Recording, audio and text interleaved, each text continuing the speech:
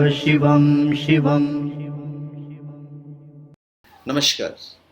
आप सबका हमारे चैनल श्रीमद् होम रेमेडीज़ पर स्वागत है। इस वीडियो में हम आपको बताने जा रहे हैं कि कुरुक्षेत्र को धर्म क्षेत्र क्यों कहा गया है, क्यों कहते हैं उसे धर्म क्षेत्र। इसका कारण है भगवद गीता का आरंभ ही धर्म क्षेत्र कुरुक्षेत्र इन शब्दों से होता है। युद्ध वहीं लड़ा गया था। महाभारत के अनुसार भरतवंश में राजा कुरु ने जिस भूमि को बार बार जोता वह स्थान कुरुक्षेत्र कहलाया और राजा कुरु को देवराज इंद्र ने वरदान दिया था कि जो भी व्यक्ति इस स्थान पर युद्ध करते हुए मरेगा उसे स्वर्ग की प्राप्ति होगी। और यही कारण है कि महाभारत का युद्ध कुरुक्षेत्र में लड़ा गया। कुरुक्षेत्र जहाँ कौरवों और पांडवों का महाभारत का युद्ध हुआ और जहाँ भगवान श्री कृष्ण ने अपने दिव्य वाणी से गीता रूपी अमृत संसार को दिया, उसे धर्म क्षेत्र या पुण्य क्षेत्र भी कहा जाता है। और इसके कई कारण। अभी राजा कुरु के बारे में तो मैं इतना ज़्यादा बताने का मतलब नहीं बनता है यहाँ पे, पर कुरुक्षेत्र के महत्व के बारे में ज़रूर हम बात करेंगे। महाभारत और अन्य पुराणों में कुरुक्षेत्र की महिमा के बारे में बताया गया है। महाभारत के वन पर्व के अनुसार कुरुक्षेत्र में आकर सभी लोग पाप मुक्त हो जाते हैं और जो ऐसा कहता है कि मैं कुरुक्षेत्र जाऊंगा और वहीं निवास करूंगा, यहाँ तक कि यहाँ की उड़ी हुई धूल के कण पापी को परम पद देते हैं। नारद पुराण में लिखा हुआ है कि ग्रहों, नक्षत्रों और तारागणों को काल गति से नीचे गिर पड़ने का भय है, किंतु वे जो कुरुक्षेत्र में मरते हैं पुनः पृथ्वी पर नहीं गिरते, अर्थात वे पुनः जन्म नहीं लेते। भगवद गीता का प्रथम श्लोक में कुरुक्षेत्र को धर्म क्षेत्र कहा गया है। तो प्राचीन कुरुक्षेत्र का जो जगह था वो एक विशाल भूभाग था जिसमें बहुत से शहर और गांव आबाद थे और प्राचीन काल से ही कुरुक्षेत्र धर्म क्षेत्र रहा है। अजुर्वेद में इसे इंद्र, विष्णु, शिव और अन्य देवताओं की यज्ञ भूमि बताया गया है। यह क्षेत्र ब्रह्मा जी के उत्तरवेदी के नाम से भी प्रसिद्ध है। उत्तरवेदी ब्रह्मा जी की 5 वेदियों में से एक है जहां ब्रह्मा जी ने यज्ञ किए थे। इस क्षेत्र में सरस्वती नदी के तट पर ऋषियों ने सबसे पहले वेद मंत्रों का उच्चारण किया। इसी भूमि पर महर्षि वशिष्ठ और विश्वामित्र ने ईश्वरीय ज्ञान प्राप्त किए। महर्षि भृगु ने इस स्थान पर बहुत समय तक तपस्या की, इसलिए स्थान पहले भृगु क्षेत्र के नाम से प्रसिद्ध था। तो इसका महत्व जो जगह का है वो बहुत है। महाराजा कुरु ने इसे आध्यात्मिक शिक्षा का विशाल केंद्र बनाया। प्रजा में धर्म भावना जागृत हो, धन दान की वृद्धि हो, इसलिए ब्रह्मा जी को उत्तरवेदी जैसे पावन स्थान पर आध्यात्मिक शिक्षा तथा अष्टांग धर्म की खेती करने का निश्चय किया। तो तप, सत्य, क्षमा, दया, शौच, दान, योग तथा ब्रह्मचर्य इन्हें ही अष्टांग धर्म कहते हैं। तो इंद्र ने राजा कुरु को यह वरदान दिया था। महाभारत के अनुसार कुरु ने जिस क्षेत्र को बार बार जोता उसका नाम कुरुक्षेत्र पड़ा, जैसा कि मैंने आपको बताया। कहते हैं कि जब कुरु इस क्षेत्र की जुताई कर रहे थे तो इंद्र ने उनसे जाकर इसका कारण पूछा। तो कुरु ने कहा कि जो भी व्यक्ति इस स्थान पर मारा जाए वह पुण्य लोक में जाए, ऐसी मेरी इच्छा है। इंद्र उनकी बात को हंसी में उड़ाते हुए स्वर्गलोक चले गए और ऐसा अनेक बार हुआ।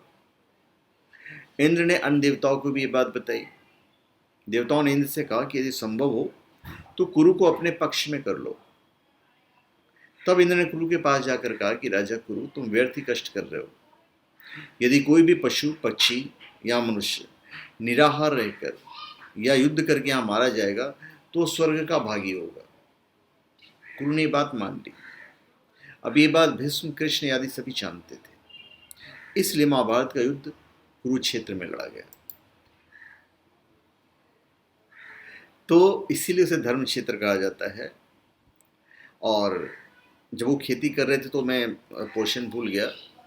तो कुरु ने कहा, उन्होंने पूछा था क्या कर रहे हो, तो राजा कुरु ने कहा कि मैं अष्टांग धर्म की खेती के लिए ज़मीन तैयार कर रहा हूँ। तो इंद्र ने पूछा था कि बीज कहाँ है, तो राजा ने उत्तर दिया, देवेंद्र आप घबराए नहीं, बीज मेरे पास है। यह सुनकर इंद्र हंसते हुए अपने स्थान पर लौट गए थे। राजा कुरु नित्य 7 कोस भूमि खेती के लिए तैयार करते थे और इस तरह उन्होंने 48 कोस भूमि कृषि के लिए तैयार कर ली थी। राजा के ऐसे परिश्रम को देखकर भगवान विष्णु एक दिन वहां पे आए और राजा कुरु से पूछा कि आप क्या कर रहे हैं। राजा ने भगवान विष्णु को भी वही उत्तर दिया जो इंद्र को दिया था। तो भगवान विष्णु कहते हैं, राजन आप बीज मुझे अर्पण कर दें, मैं उसे आपके लिए बो दूंगा। राजा कुरु ने यह है बीज कहकर अपनी दाहिनी भुजा फैला दी। भगवान विष्णु ने सुदर्शन चक्र से भुजा के सैकड़ों टुकड़े कर उन्हें कृषि क्षेत्र में बो दिया।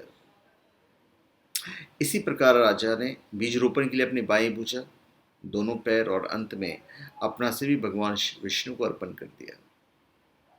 तो इस प्रकार राजा ने अपना संपूर्ण जीवन अष्टांग धर्म की खेती के लिए भगवदर्पण कर दिया, अर्थात धूलि में मिला दिया।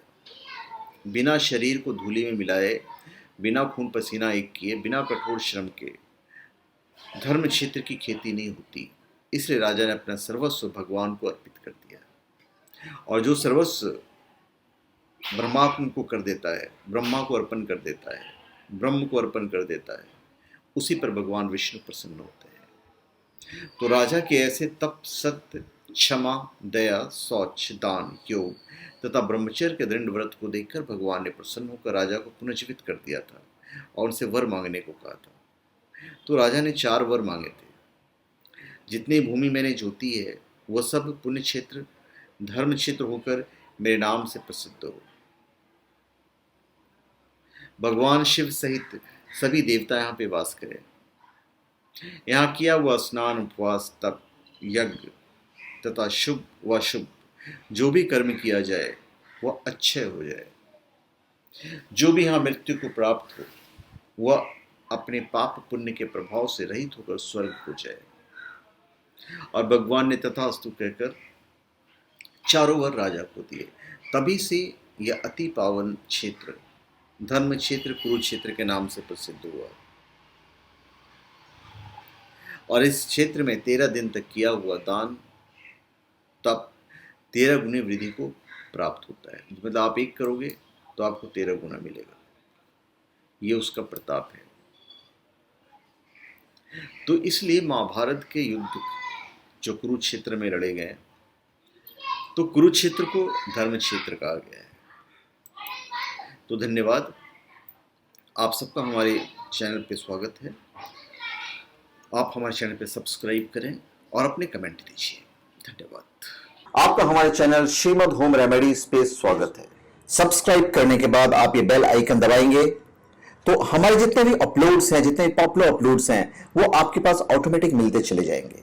और साथ में आपको मिलेंगे हमारे सारे पॉपुलर चैनल्स जिसे देखकर आप एंटरटेन होंगे। So please subscribe my channel and please tap the bell.